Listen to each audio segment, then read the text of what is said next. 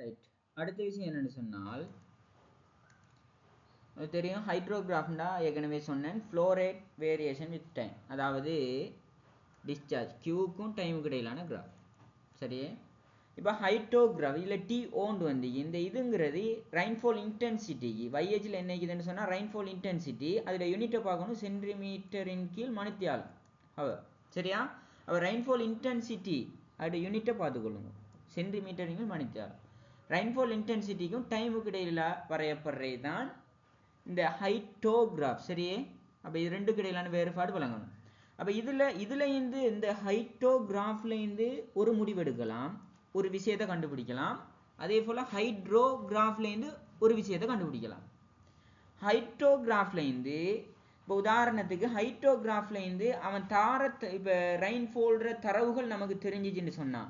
ஒவ்வொரு மணித்தியால இடைவேளை இல்லாட்டி 2 மணித்தியாலத்துக்கு ஒருக்கா என்ன ரெயின்ஃபால் கிடைக்குதுங்கிற தரவு நமக்கு தெரிஞ்சுதுன்னு சொன்னால் அதை வச்சு நம்ம இந்த கிராஃபை நமக்கு ப்ளொட் பண்ண இயலும். இதை வந்து இந்த கிராஃபை நம்ம ப்ளொட் பண்ணி கொள்ளலாம். எப்படி நமக்கு ரெயின்ஃபால் வந்து குறிப்பிட்ட டைம் பீரியடில் எவ்வளோ ஈக்குதுன்ற தரவு தெரிஞ்சால் ப்ளொட் பண்ண இயலும். சரிதானே, அப்போ இது இலகுவாக ப்ளொட் பண்ணி கொள்ள இயலும். அப்போ ரெயின்ஃபால் இன்டென்சிட்டி வைஹெச்லையும் டைமோட இவ்வாறு மாறுது. இது வந்து ஒரு பார் கிராஃப். அதாவது பார் கிராஃப்னு சொன்ன இப்போ என்ன எக்ஸேஜில் அந்த டைம் இடைவெளிக்கு ஏற்ற மாதிரி நம்ம ப்ளொட் பண்ணுவோம், புள்ளிகள் கிடையாது. சரி, அப்போ இதை ப்ளொட் பண்ணி எடுத்துக்கொள்வோம். அப்போ இந்த கிராஃப் ஹைட்டோகிராஃப் நமக்கு கிடைச்சா அடுத்த கட்டமாக 5 இண்டெக்ஸ்னு ஒன்று இருக்குது. 5 இண்டெக்ஸ்னு சொன்னால் 5 இண்டெக்ஸ்னால் என்ன, லொசஸை குறிக்கும். அதாவது இந்த ரெயின்ஃபால் அந்த ரிவர் பேசின் ஏதோ ஒன்றுக்கு வருது. அப்போ ரெயின்ஃபாலுங்கிறது ஒரு இன்ஃப்ளோ அந்த ரிவர் பேசின் இது ஹைட்டை அந்த ஓட்ட எலவேஷனை கூட்டும். அப்போ 5 இண்டெக்ஸுங்கிறது அது வந்து லொசஸை குறிக்கும். இது வந்து லொசஸ். சரி, அப்போ இந்த லொசஸ் பொதுவாக இன்ஃபில்ட்ரேஷன் அப்ஸ்ட்ரக்ஷன் இனிஷியல் அப்ஸ்ட்ரக்ஷனால் இந்த லொசஸ் வந்து உருவாகும்.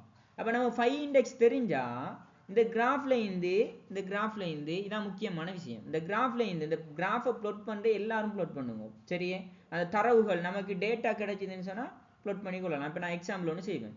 ப்ளொட் பண்ணிவிட்டு அடுத்த கட்டமாக 5 இண்டெக்ஸும் தெரிஞ்சிட்டுன்னு சொன்னால் இந்த லொசஸுக்கு மேலதிகமாக உள்ள இந்த பரப்பளவு, இப்போ நான் அந்த நிறந்திட்டம் பாருங்க, இந்த பரப்பளவு வந்து என்னத்தை தரும்னு சொன்னால் எஃபெக்டிவ் ரெயின்ஃபால், எஃபெக்டிவ் அல்லது எக்ஸஸ் ரெயின்ஃபாலை தரும்.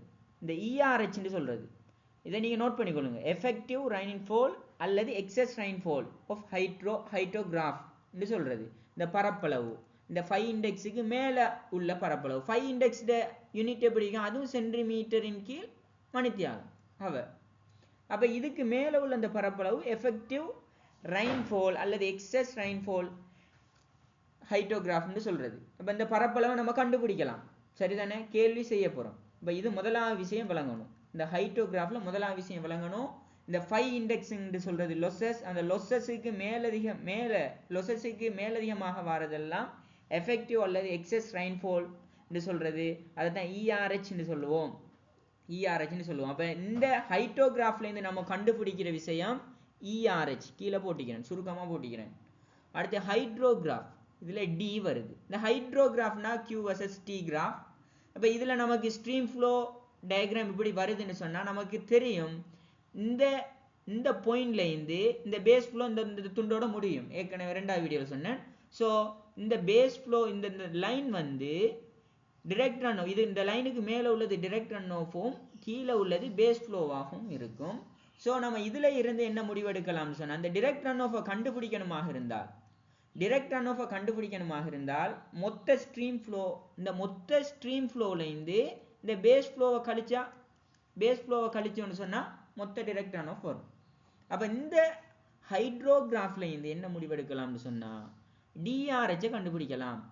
இந்த டிஆர்ஹெச் என்னத்தை தரும், இந்த மொத்த ஸ்ட்ரீம் ஃப்ளோலேருந்து பேஸ் ஃப்ளோவை கழிச்சோன்னு சொன்னால் டிஆர்ஹெச் வரும். இதுலேருந்து விளங்கக்கூடிய 2வது விஷயம். இந்த இதுலேருந்து விளங்கக்கூடியது இஆர்ஹெச்சை கண்டுபிடிக்கிற எவ்வாறு என்று விளங்கணும்.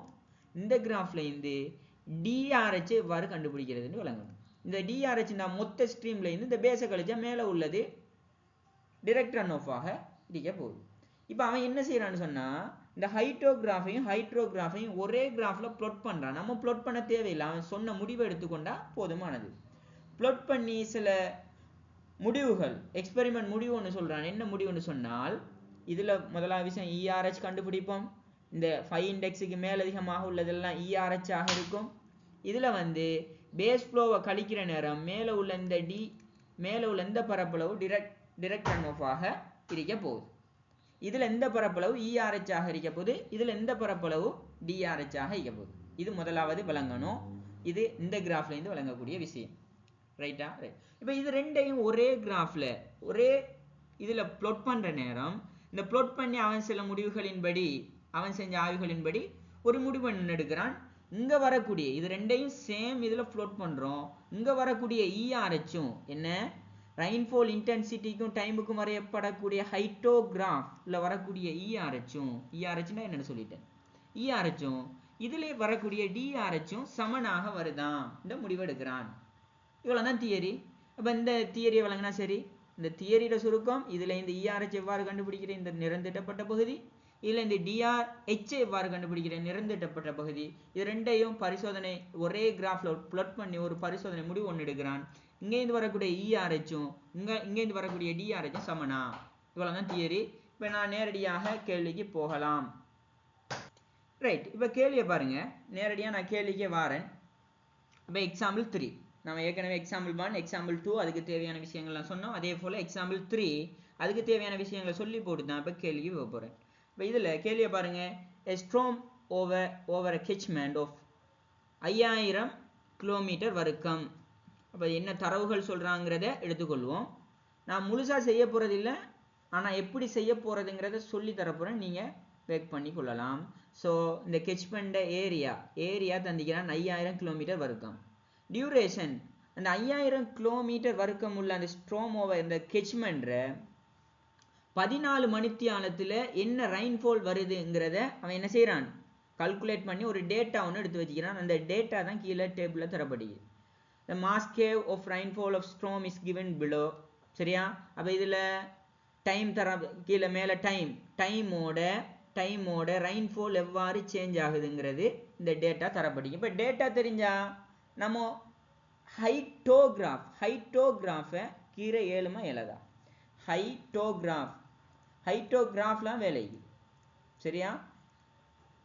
ஏன்டா ரெயின்ஃபால் தந்துட்டான், ரெயின்ஃபால் தெரியும், டைமும் தெரியும். டைமுக்கும் ரெயின்ஃபால் இன்டென்சிட்டிக்கும் இடையில வரையப்படுறதுதான் ஹைட்டோகிராஃபை கீறினால் நம்ம அடுத்த கட்டமாக அவன் கேட்குற கேள்விக்கு விடைக்கு போகலாம். சரியே? அப்போ ஹைட்டோகிராஃபுக்கு கீறதுக்குரிய டேட்டா தான் இது. சரியே? ரைட். இப்போ அவன் சொல்றான் மேலதிகமா, if the 5 index of the catchment 5 இண்டெக்ஸையும் தந்துட்டான். 5 index of the catchment 0.4 centimetre per hour. அப்ப சென்டிமீட்டர் per hour சொல்றான். கவனமா இருக்கணும். அழகு இதான் catchment. அந்த catchmentக்குரிய 5 இண்டெக்ஸ். 5 இண்டெக்ஸ்னா losses.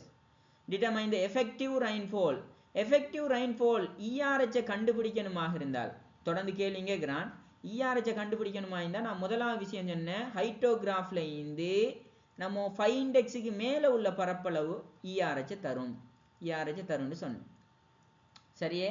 அப்ப நம்ம ஹைட்டோகிராஃபை கீறணும்னு சொன்னா ஈஸியா ஆன்சர் போகலாம். மேடம் வந்து அட்டவணையை வச்சு செஞ்சுட்டு போனா நான் கொஞ்சம் வித்தியாசமா செஞ்சுட்டு போறேன். நம்ம அந்த கிராஃபை விளங்கி அந்த கிராஃபுக்கு ஏற்ற மாதிரி செஞ்சுட்டு போனா லேசாகி கொண்டு படுது. ஸோ நான் அட்டவணையில் அடிக்காம நேரடியா சும்மா செஞ்சுட்டு போறேன், பாருங்க விளங்கு. சரியே? அப்ப இதுல நான் சொல்றேன் accumulated rainfall சொல்றான். accumulated rainfallடா என்ன, திரள் மீட்டர்ன்ற மாதிரி அதை கூடி போகுது. அதாவது இங்க சைஃபருக்கு சைஃபர் என்ன, மணித்தியாலம் சைஃபராக இருக்கும்போது சைஃபர், 2 மணித்தியாலம் இருக்கும்போது 0.6 ரெயின்ஃபால் சென்டிமீட்டர்ல சொல்றான். 4 மணித்தியாலமாக இருக்கும்போது 2.8, அதாவது மொத்த 4 மணித்தியாலத்துக்கு சேர்த்து தான் 2.8. அப்ப accumulatorனா மொத்த கூட்டுத்தொகை. அப்ப 6 மணித்தியாலத்துக்கு 5.2. நம்ம அந்த கிவன் டைம் பீரியட்டுக்குள்ள அந்த ஆக்சுவலா அந்த டைம் பீரியட்ல என்ன ரெயின்ஃபால் வருதுங்கிறத கண்டுபிடிக்கணும். சரிதானே? அப்ப நம்ம இதுல நமக்கு தெரியும் ஹைட்டோகிராஃப்க்குற நேரம் ஹைட்டோகிராஃப்க்குற நேரம் நம்ம டியூரேஷன் அந்த டைம் வந்து பார் கிராஃப் தானே, ஒரு பார் கிராஃப் தான் அது. சரியே? அப்ப அந்த டியூரேஷன் வந்து அந்த ஒரு டைம் இடைவேளைக்கு ஏற்ற மாதிரி தான் இந்த ஹைட்டோகிராஃப் நம்ம கீற வேண்டி வரும். ஸோ நான் இதில் இந்த தரவுகள் எப்படி மாற்றிக்கொள்றேன்னு பாருங்க. டைம் டியூரேஷன் என்ன, சைஃபர் தொடக்கம் இந்த நம்ம ஏன்னா டைம் டியூரேஷனுக்கு தான் கிராஃப் கீற போகிறோம். சைஃபர் தொடக்கம் 2 இந்த மணித்தியால இடைவேளை, 2 தொடக்கம் 4 இந்த மணித்தியால இடைவேளை, 4 தொடக்கம் 6 இந்த மணித்தியால இடைவேளை, 6 தொடக்கம் 8, 8 தொடக்கம் 10, 10 தொடக்கம் 12, 12 தொடக்கம் 14 என்று நான் பிரித்து கொள்கிறேன். ஏன்னா நம்ம பாகிராஃபில் நேர இடைவெளிக்கு ஏற்ற மாதிரி தான் கீற போகிறோம். அப்போ இதில் வரக்கூடிய ஆக்சுவல் ரெயின்ஃபால் வந்து சைஃபர் தொடக்கம் 2ல் 0.6, அது பிரச்சனை இல்லை. சைஃபர் தொடக்கம் 2ல் 0.6, 2 தொடக்கம் 4ல் இதில் மொத்தமாக 4 மணித்தியாலத்துக்கு சேர்த்து தான் 2.8 ஆல்ரெடி 0.6னா இதை கழிச்சு போகணும். இது உங்களுக்கு பிரச்சனை இல்லை, கழிச்சு போகணும். ஸோ 2.8 ஆக்சுவலாக தான் நான் ஆக்சுவலுக்கு தானே கீற போகிறோம். ஸோ 2 இது வந்து அக்யூமுலேட்டட் அதெல்லாம் கவனமாகிக்கணும். என்ன தரவு தரப்பட்டிக்கிண்டு சரியா. அப்போ 2.8 0.6 கழிக்கிற நேரம், 2.8 0.6 கழிக்கிற நேரம் நமக்கு வருது ஆன்சர் 2.2 வருது. 2.2 என்ன, 2 தொடக்கம் 4 அந்த டைம் இடைவேளையில் 2 தொடக்கம் 4 அந்த டைம் இடைவேளையில் 2.2 வருது. அதே போல் நம்ம 5.2 இதை கழிச்சா இந்த 4 தொடக்கம் 6 டைம் இடைவேளையில் வரக்கூடியது வரும். அப்போ கழிச்சு ஒவ்வொரு பெருமானத்திலும் முன்னே பெருமானத்தை கழிச்சு ஒவ்வொரு டைம் பீரியட்டில் அந்த கிவன் டைம் பீரியட்டில் ஆக்சுவலாக என்ன ரெயின்ஃபால் வருங்கிறத கண்டுபிடிக்கலாம். அப்போ நான் கழிச்சு நேரடியாக போட்டுக்கிட்டிருக்கிறேன். இங்கே 2.4 கழிச்சால், இங்கே கழிச்சோம்னு சொன்னால் 1.4, இங்கே கழிச்சோம்னு சொன்னால் 7.5 6.6 போனால் 0.9, 0.9. இங்கே கழிச்சோம்னு சொன்னால் 9.2 7.5 போனால் 1.7, 1.7. இங்கே கழிச்சோம்னு சொன்னால் 0.4. இப்போ நமக்கு டேட்டா வந்துட்டு ஆனால் நமக்கு நான் சொன்னேன் அச்சிட அலகு இங்கே டைம் வந்து மணித்தியாலத்தில் இருக்குது. ஓகே, ஹைட்டோகிராஃபில் இங்கே ரெயின்ஃபால் இன்டென்சிட்டி வந்து இதெல்லாம் கவனமாகிக்கணும். சென்டிமீட்டரின் கீழ் மணித்தியாலம். ஸோ அதுக்கு ஏற்ற மாதிரி நீங்கள் கீறணும். இது வந்து சென்டிமீட்டரின் கீழ் மணித்தியாலண்டா இதில் வாரது 2 மணித்தியாலத்துக்கு 0.6, 1 மணித்தியாலம். இதில் அர்த்தம் என்ன, 1 மணித்தியாலத்துக்கு என்ன வரும் அதைத்தான் நம்ம இங்கே இந்த ஹைட்டோகிராஃபில் ப்ளாட் பண்ண போகிறோம் சரியா. இப்போ நான் ஹைட்டோகிராஃப் கீற போகிறேன் பார்த்துக்கொள்ளுங்க. இது y அச்சு, இது x அச்சு சரியே. அப்போ இதில் சில தரவுகளை நம்ம மார்க் பண்ணிக்குவோம். என்ன, இது 0, இது 0, இது 0, இது 2, இது 4, 6 மணித்தியாலத்தை மார்க் பண்ணுறேன். 6, 8, 10, 12, 14 மணித்தியாலத்தை மார்க் பண்ணிட்டேன். ஏன்டா எக்ஸ்ஹெச் வந்து டைம் மணித்தியாலம், YH வந்து ரெயின்ஃபால் இன்டென்சிட்டின்னு சொன்னால் ரெயின்ஃபால் இன்டென்சிட்டினா ஒழுங்கா ஏற்கனவே நான் முன்னுக்கு சொன்னேன் தானே, அதில் எழுதப்பட்டி தானே பார்த்துக்கணும். ரெயின்ஃபால் இன்டென்சிட்டி அது அலகு சென்டிமீட்டரின் கீழ் மணித்தியாலம். அப்போ ரெயின்ஃபால் இன்டென்சிட்டி வந்து இந்த 2 மணித்தியாலத்துக்கு 0.6 சொன்னால் நம்ம என்ன செய்யணும், சென்டிமீட்டரின் கீழ் மணித்தியாலத்தில் இருக்குது. 1 மணித்தியாலத்துக்கு என்னங்கிறத கண்டுபிடிக்கணும். 1 மணித்தியாலத்துக்கு என்ன பிரிச்சுட்டு போதான். 2 மணித்தியாலத்துக்கு 0.6, 1 மணித்தியாலத்துக்கு 0.3. இங்கே 2 மணித்தியாலத்துக்கு நான் அங்கே எழுதுறேன் 2ஆல் பிரிக்கத்தான் இருக்குது. ஏன்னா 2 மணித்தியால இடைவேளை தானே. ஸோ 2ஆல் பிரிச்சுட்டு போதான் இருக்குது.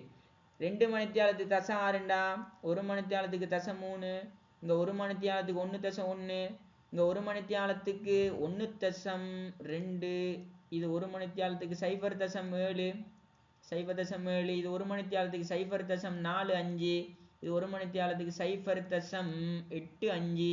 2ஆல் பிரிக்கிறே மட்டும்தான். இது 1 மணித்தியாலத்துக்கு 0.2. இப்போதான் இதோட யூனிட் வந்து சென்டிமீட்டரின் கீழ் மணித்தியாலம். ரெயின்ஃபால் இன்டென்சிட்டி வந்து சென்டிமீட்டரின் கீழ் மணித்தியாலமாக மாறப்பட்டிருக்குது. ஸோ சும்மா கீறிட்டு போதான் இருக்குது. ஒரு அளவிடை எடுத்து நான் சும்மா கீறேன். இப்போ முதலாவது சைஃபருக்கு 2 கடையில் என்ன, சைஃபருக்கு 2 கடையில் தசம் 3 தானே, சைஃபருக்கு 2 கடையில் தசம் 3 கீறிக்கொள்ளுவோம். இது தசம் 3 சரியா. அழகா அளவிட எடுத்து நீங்கள் கீறிக்கொள்ளலாம். இது எல்லாருக்கும் கீரையும் தெரியும். அளவிட எடுத்து அழகா நீட்டாக கீறிக்கொள்ளலாம். அதே போல் 2க்கு 4 கடையில் எத்தனை, 1.1. 2க்கு 4 கடையில் 1.1 1.1 இதுதான் 1.1 வைப்போமே, ரைட். அளவிட எடுத்து கீறுங்கோ. இது உதாரணத்துக்கு இது 5 10 இல்லாட்டி இது 1 இது 2 பிரித்து அதுக்குள்ளே அளவிட பிரித்து உங்களோட இஷ்டம் அழகாக நீட்டாக கீறிக்கொள்ளுங்க. அப்போ 4க்கும் 6க்கும் இடையில் 4க்கும் 6க்கும் இடையில் இது முடிச்சிட்டோம். 4க்கும் 6க்கும் இடையில் 1.2 4க்கும் 6க்கும் இடையில் 1.2 கொஞ்சம் மேலே கீறுற மாதிரி இல்லை சரி.